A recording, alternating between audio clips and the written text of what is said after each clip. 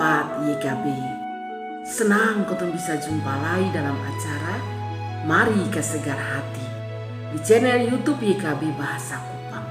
Kotong perenungan saat ini diambil dari buku Renungan Wasiat Kekal yang dipenjudul Sonde Diam Sa Atas Tuhan Mumbai, berdasarkan Mazmur pasal 118 ayat 1 dan 2 ditambah ayat 14 sampai ayat 24.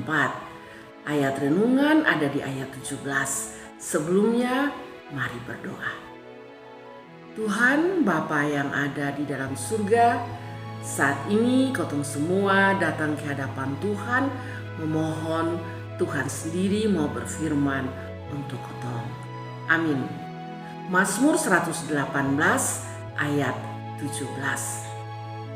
Beta sonde akan mati, tetapi tetap hidup untuk menceritakan perbuatan-perbuatan Tuhan. Saudara-saudara, semua orang pasti punya pengalaman yang bikin dia sonde bisa lupa Tuhan Pembaik.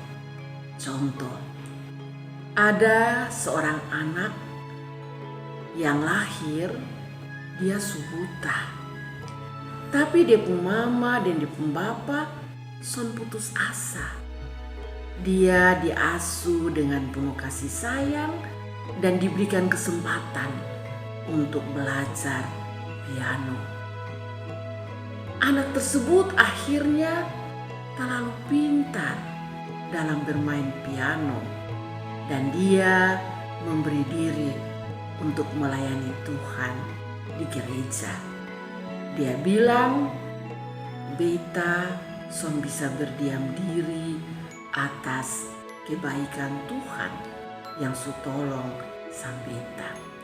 Nah, saudara-saudara, dalam kotong pembacaan, pemazmur bilang, beta son akan mati, tetapi tetap hidup untuk bercerita tentang apa yang dia rasa, apa yang dia alami, karena Tuhan terlalu baik. Tentu bukan berarti pemazmur son pernah alami kesulitan. Hidupnya penuh dengan masalah, ancaman. Tapi dia selalu merasa bahwa Tuhan ada. Tuhan selalu ada bersama dia. Dan karena itu dia selalu mau bercerita tentang Tuhan Pembaik. Jadi dia sama dengan kotong yang kadang-kadang kalau hadapi masalah, nah kotong su mengeluh. Liu, mau jadi apa nah? Jadi su sonde. Dia tetap kuat karena dia rasa Tuhan ada. Dan ketika dia berhasil atasi masalahnya, dia bersyukur kepada Tuhan dan menyaksikan nama Tuhan.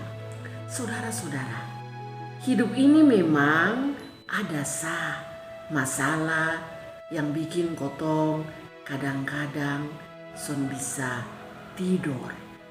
Tapi kalau kotong bisa atasi kotong masalah, itu bukan karena kotong terlalu hebat, tapi karena Tuhan.